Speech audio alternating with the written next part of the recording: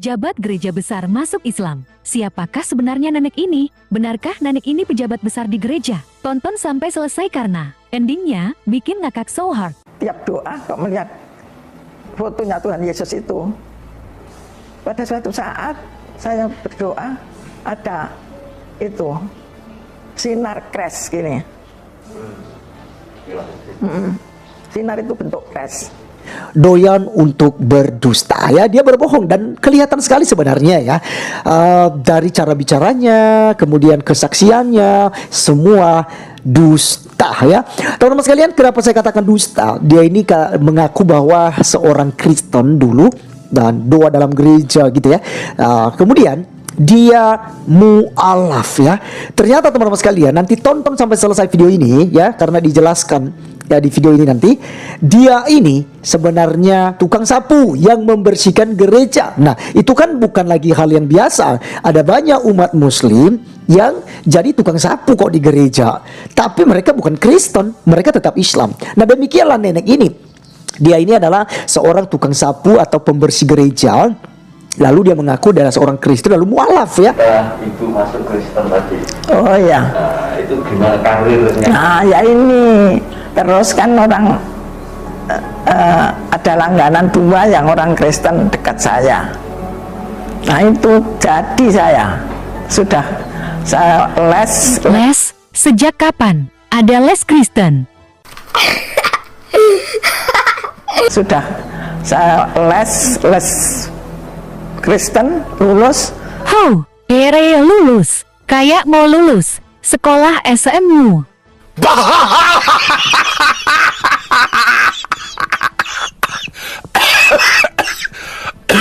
Kok enak? Enaknya gimana sih Bu? Bisa di Kan sholatnya kan cuma satu seminggu sekali sholatnya yang diharuskan. Terus kalau berdoa ya mudah, terus pakaiannya rapi-rapi. Masa pejabat di gereja besar berdoanya cuma sekali seminggu? Sebenarnya siapa nenek ini? Apakah dia benar mantan pejabat di gereja besar? Simak lagi videonya guys. Doa kok melihat fotonya Tuhan Yesus itu. Pada suatu saat saya berdoa ada itu sinar kres gini. Sinar itu bentuk kres. Masa ada Tuhan lahir di kandang? Lah, masa ada pejabat gereja besar tidak tahu kenapa Tuhan Yesus lahir di kandang domba? Makna Yesus lahir di kandang domba pertama menggambarkan bahwa manusia itu pemberontak, menolak setia, dan tidak mengasihi Tuhan seperti Adam dan Hawa yang jatuh ke dalam dosa.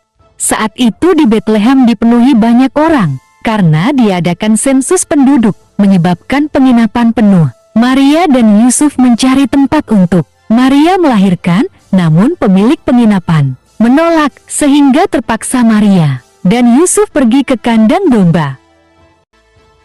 Yohanes 1 ayat 11, ia datang kepada milik kepunyaannya, tetapi orang-orang kepunyaannya itu tidak menerimanya. Kedua, Tuhan Yesus mencari yang terbuang. Lukas 2 ayat 10 sampai ke 11. Lalu kata malaikat itu kepada mereka, jangan takut, sebab sesungguhnya aku memberitakan kepadamu kesukaan besar untuk seluruh bangsa. Hari ini telah lahir bagimu juru selamat, yaitu Kristus Tuhan, di kota Daud. Para gembala adalah kaum yang tersingkirkan atau budak di zaman itu, tapi Tuhan menunjukkan kasih-Nya sehingga berita kesukaan itu disampaikan para malaikat kepada gembala, dan gembala diberi kesempatan melihat dan menyembah bayi Yesus. Ketiga, Tuhan merendahkan dirinya karena peduli kepada manusia ciptaannya.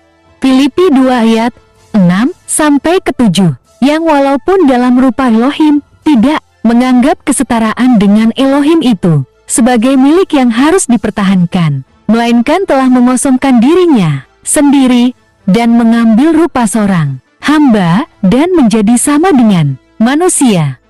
Keempat, Tuhan Yesus memperlihatkan betapa besar cinta kasih-Nya kepada manusia. Tuhan meninggalkan tahtanya di sorga dan kemegahannya di sorga serta menjadi manusia dan memilih lahir di kandang domba, menggambarkan betapa besar kasih-Nya kepada manusia berdosa hina, hina dan terkutuk. Tuhan menyatakan kepada semua orang bahwa Dia bukan seperti tokoh-tokoh dunia yang menampilkan seolah-olah mulia dan terhormat, tetapi melakukan perbuatan hina dan tercela. Kelima, Tuhan Yesus memberi pengampunan bagi umat manusia. Kristus lahir di kandang kotor, bau, tempat kandang domba yang jelek, menggambarkan Dia mau hadir dalam hidup kita manusia yang kotor, hina dina, pendosa, layu dan mati. Tuhan Yesus menjamah kita untuk mengampuni, memulihkan, menyucikan dan mengangkat kita menjadi anak-anak-Nya supaya kita memiliki hidup kekal bahagia di sorga bersama Tuhan Yesus selamanya. Haleluya, amin. Kerja di gereja Surabaya, gereja besar. Satpamnya aja 6, sopirnya 4, kan termasuk gereja besar. Saya bekerja di situ. Di bagian apa Bu? Kepala rumah tangga. Ingat ya baik-baik, neneknya dulu kerja di gereja besar. Satpamnya 6, sopirnya 4, neneknya bagian kepala rumah tangga. Mana ada di gereja jabatan kepala rumah tangga. Pokoknya AC-nya aja 54. Ingat ya baik-baik, neneknya sampai hafal betul jumlah satpam, supir dan AC. Tapi giliran ditanya tahun berapa kerja di situ, neneknya bingung. Saya kok Digaji Bu? lu gaji Berapa Bu gajinya? gaji awal saya tahun itu 300.000. Tahun berapa? Tahun berapa ya itu? 90-an? 90-an? Enggak, Atau 80-an? enggak, 8 9 berapa ya, tahun berapa Bang? Bukan 70 berapa itu? Pada waktu itu 300 itu emas 4. Akhirnya dari sini kita ketahui, si nenek hampir keceplosan kalau dia tak pernah jati Kristen. Karena waktu masuk situ kan saya bilang, saya itu nggak pernah jadi orang bukan nggak pernah jadi orang bukan nggak pernah jadi orang bukan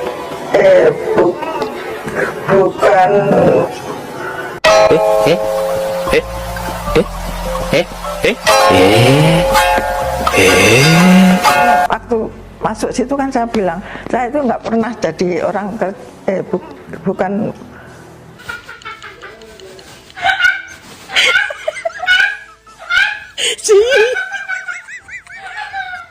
apa sih coba sih.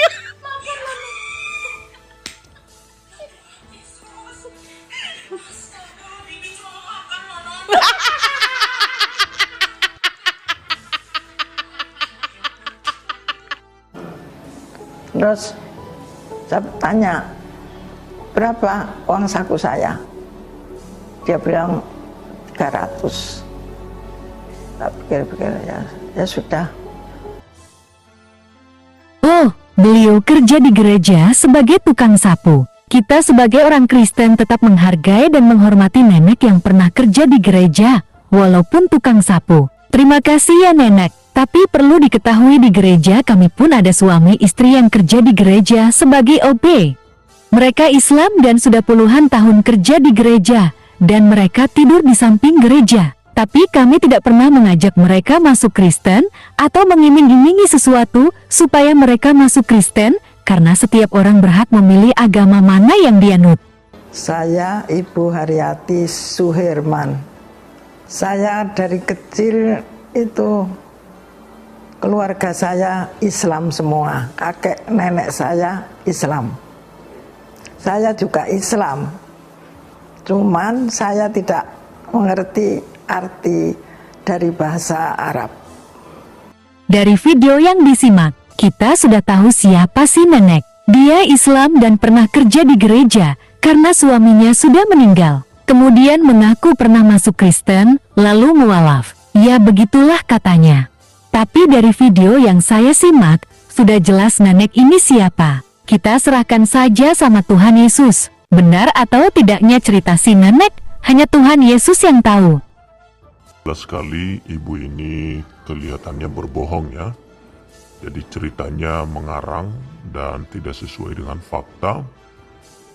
Tidak bisa dibuktikan apa yang dikatakannya, dia seorang pejabat besar di gereja lalu menjadi mualaf. Nah teman-teman, ada satu ayat yang menjadi renungan sekaligus pesan untuk ibu ini dalam Mazmur 34 ayat 1 sampai 23. Jagalah lidahmu terhadap yang jahat dan bibirmu terhadap ucapan-ucapan yang menipu. Di sana disampaikan bahwa jagalah lidahmu. Artinya kita perlu menjaga lidah kita supaya tidak menyampaikan yang bohong. Bukan orang lain yang menjaga lidah kita, tetapi kita sendiri.